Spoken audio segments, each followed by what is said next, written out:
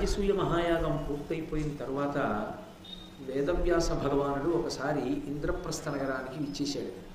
ఆ ఇంద్రప్రస్థ నగరానికి వచ్చినటువంటి వేదవ్యాసునితో ధర్మరాజు గారు ముచ్చటిస్తూ ఒక మాట అడిగాడు. వ్యాసుల వారితో మాట్లాడుతూ ధర్మరాజు గారు అంటాడు, నేను రాజసూయ మహాయాగాన్ని సంకల్పం చెయ్యడానికి కారణం మా నాన్నగారు యమసభ నుండి ఇంద్రసభకి వెళ్ళాలి అన్న కోరికతో చేశాను. కానీ ఆ రాజసూయ మహాయాగం చెయ్యమని నాకు చెప్పినవాడు నారద మహర్షి. అదే మహర్షి నేను రాజసూయ మహాయాగాన్ని ప్రారంభం చేద్దామనుకుంటున్నప్పుడు నాతో ఒక విషయాన్ని కూడా ఆయన చెప్పాడు. దాని వలన మీ నాన్నగారు ఉన్నత గతులు పొందుతాడు, ఇంద్రసభకి వెడతాడు, అంతవరకు మంచిదే. కానీ నీవు ఆ యాగాన్ని సంకల్పం చేసి ప్రారంభించడం మొదలు పెట్టగానే బ్రహ్మరాక్షసులు ఆ యాగాన్ని పాడు చేయడానికి ప్రయత్నం చేస్తారు. 2, ఒకవేళ ఆ యాగం ఏ విధమైనటువంటి విఘ్నం లేకుండా పూర్తయితే, అలా పూర్తయినటువంటి కారణం చేత విశేషమైనటువంటి జనక్షయం చేయగలిగినటువంటి మహాయుద్ధం సంభవిస్తుంది అని నాతో చెప్పాడు. నేను ఈ మహాయాగం చేశాను, కానీ నాకు మనసులో కొంచెం బెదురుగా ఉంది.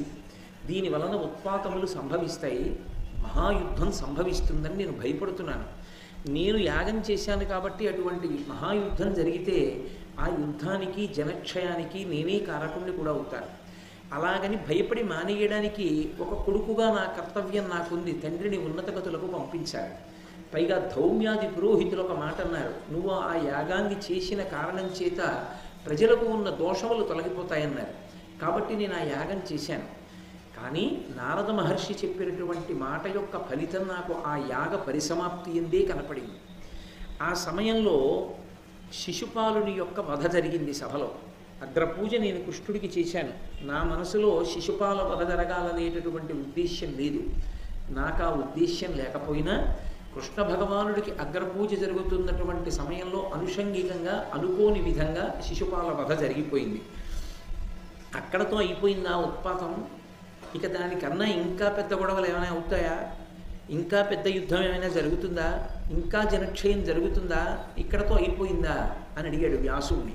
అడిగితే వ్యాస భగవానుడు అన్నాడు, 13 సంవత్సరముల పాటు ఈ రాజసూయ మహాయాగం చేసినటువంటి ఫలితం ఉంటుంది. ఈ 13 సంవత్సరముల కాలమే ఒక మహాయుద్ధం జరగడానికి కారణమవుతుంది. దాని వలన ఎందరో మహారాజుల యొక్క ప్రాణములు పోతాయి, సందేహం లేదు. ఎందరో రాజులు పడిపోతారు, ఎంతో జనక్షయం అవుతుంది. దుర్యోధనాపరాధేన భీమార్జున బలీనచ, దుర్యోధనుని యొక్క అపరాధం ప్రధానమైనటువంటి కారణమవుతుంది అంత జనక్షయం అవ్వడానికి. దానికి తోడు భీమార్జునుల యొక్క బలం వేరొక ప్రధానమైనటువంటి కారణం అవుతుంది. నువ్వు కూడా కారణమవుతావు. ఎంత ప్రయత్నం చేసినా తప్పించుకోవడం సాధ్యం కాదు. దక్షిణ దిక్కున నీకు వృషధ్వజుడైనటువంటి పరమశివుడు దర్శనమిస్తాడు. తదనంతరమునందు అప్రమత్త స్థితోదాంత పృథివీం పరిపాలయ, అప్రమత్తుడవై ఇంద్రియాల్ని నిగ్రహించి నువ్వు రాజ్యాన్ని జాగ్రత్తగా పరిపాలన చెయ్యి. ఇంద్రియములు విచలితములైతే కదూ, మనసు చంచలమైపోతే కదూ గబుక్కును నోటి వెంట అనరాని మాట వెంట వచ్చేసేది. దాని వలన కదూ కామక్రోధములకు వశులవడం. అందుకని ఇంద్రియాల్ని బాగా నిగ్రహించు, నీ ధర్మాన్ని నువ్వు కాపాడుకో, నీ కర్తవ్యతానిష్టయందు నువ్వు ఉండి రాజ్య పరిపాలన కొనసాగించు అన్నాడు. అంటే వెంటనే ధర్మరాజు గారు ఆలోచించి, వేదవ్యాస భగవానుడంతటి వాడు ఈ మాట చెప్పాడు. రాబోయేటటువంటి 13 సంవత్సరములు అత్యంత కీలకమైనటువంటి కాలం. ఈ కాలంలో జరిగేటటువంటి పరిణామములే మహాజనక్షయానికి కారణమైనటువంటి ఒక గొప్ప యుద్ధానికి కారణమవుతాయి. కాబట్టి నేను ఒక నిర్ణయం తీసుకుంటానని తన తమ్ముళ్ళని పిలిచాడు, భీమార్జునకుల సహదేవుల్ని పిలిచి వాళ్లతో అన్నాడు, ఓ సోదరులారా, నేను చెప్పే మాట జాగ్రత్తగా వినండి. వ్యాస భగవానుడు నాకు ఆ మాట చెప్పాడు. 13 సంవత్సరములు అత్యంత కీలకమైన కాలము, మహా జనక్షయం జరిగేటటువంటి యుద్ధం వచ్చే అవకాశం ఉన్నది అని. కోపం ఎప్పుడు వస్తుంది, యుద్ధం ఎప్పుడు వస్తుంది? నోరు విప్పి మాట్లాడి ఎవరికైనా అప్రీతికరమైనటువంటి పని నేను చేస్తే కదా యుద్ధం వస్తుంది. అసలు నేను ఎవరికీ అప్రీతి కల్పించకపోతే, అందరికీ ప్రీతి ఎలా ఉంటుందో అలాగే నేను ప్రవర్తిస్తే, అందరి ప్రీతికి నేను కారణమైతే, దాని వలన నాకు వ్యక్తిగతంగా కష్టం వచ్చిందా సుఖం వచ్చిందా వదిలిపెట్టేయండి. నేను మాత్రం ఇక నుంచి అద్య ప్రభృతి భద్రం వహ ప్రతిజ్ఞాం మే విబోధత. ఇప్పుడే నేను ఈ క్షణంలోనే ప్రతిజ్ఞ చేస్తున్నాను. ఈ క్షణం నుండి కూడా 13 సంవత్సరముల కాలము పూర్తయిపోయే పర్యంతము కూడా నా ప్రవక్ష్యామి పరుషం భ్రాతు నన్యాంశ్చ పార్థివ. నేను ఇతర రాజులతో కానీ మీతో కానీ ఎన్నడూ కూడా బాధ కలిగేటటువంటి మాట నేను మాట్లాడను. ఇతరులకు ఏది అప్రీతికారకమవుతుందో, ఇతరులకు ఇబ్బందికరమవుతుందో, బాధ పెడుతుందో అటువంటి పనులు నేను చెయ్యను. జ్ఞాతులైనటువంటి వాళ్ళు ఉన్నారు, ధార్తరాష్ట్రులు, ఆ దుర్యోధనాదులు. ఆ జ్ఞాతులు ఎప్పుడైనా నా నుండి ఏదైనా సహాయాన్ని అపేక్షించిన, నన్ను వాళ్ళు దేనికన్నా ఆహ్వానించిన నేను తిరస్కరించాను. ఎందుకు తిరస్కరించను అంటే దుర్యోధనుడు ప్రధాన కారణమవుతాడు ఆ యుద్ధానికి అని చెప్తున్నారు. నేను కూడా కారణమవుతానంటున్నారు. స్పష్టంగా తెలుస్తోంది నాకు దుర్యోధనుడికి భేదాభిప్రాయాలు వస్తాయి. కాబట్టి జ్ఞాతులైనటువంటి వారు నన్ను ఆహ్వానిస్తే వెడతాను. వాళ్ళకి మనస్సుకి బాధ కలిగేటట్టుగా నేను ఏ పని చేయను. నేను ఇదే ప్రతిజ్ఞ చేస్తున్నాను అన్నాడు ధర్మరాజు. దీనికి యుద్ధం తప్పించాలి. ఏ ప్రతిజ్ఞ చేసి జ్ఞాతులు అడిగినది కాదనన్నాడో అదే యుద్ధం తేవడానికి కారణం. అది ఈశ్వరుని యొక్క నిర్ణయం. అంటే ఆ ఈశ్వర నిర్ణయం ముందు మనుష్యుల యొక్క నిర్ణయాలు నిలబడవు. కృష్ణ పరమాత్మ యొక్క అవతారం రావడానికి కారణమే ధర్మ సంస్థాపన.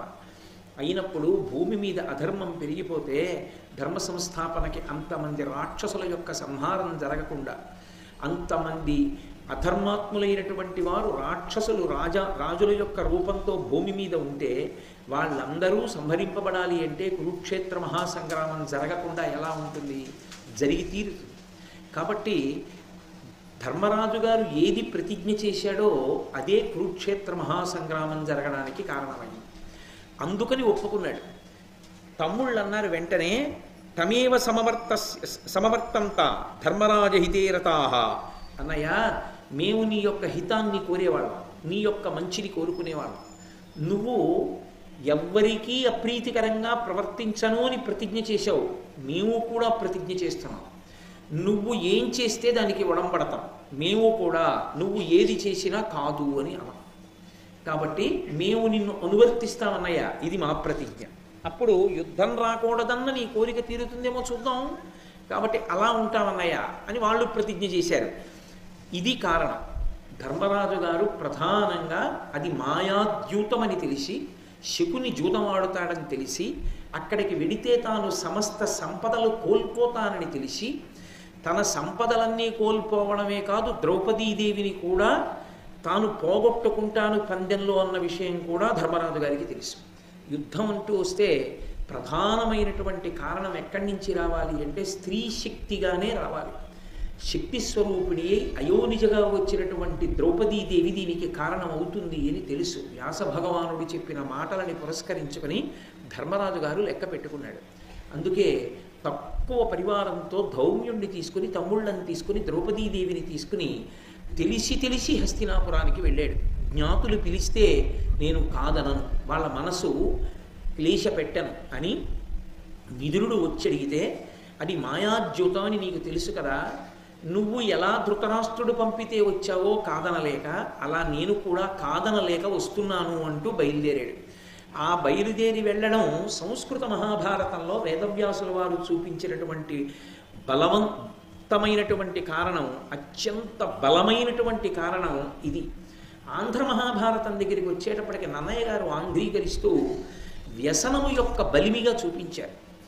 యూత క్రీడ యందు అంత నిష్ట లేకపోయినా మొదట్లో దాన్ని వద్దు అని అన్నా ధర్మరాజు గారు, ఒకసారి కూర్చున్న తరువాత వ్యసనం అనేటటువంటిది ఎంత ప్రమాదానికి తీసుకెడుతుంది అన్నదాని పర్యవసానంగా నన్నయ్య గారు చూపించారు.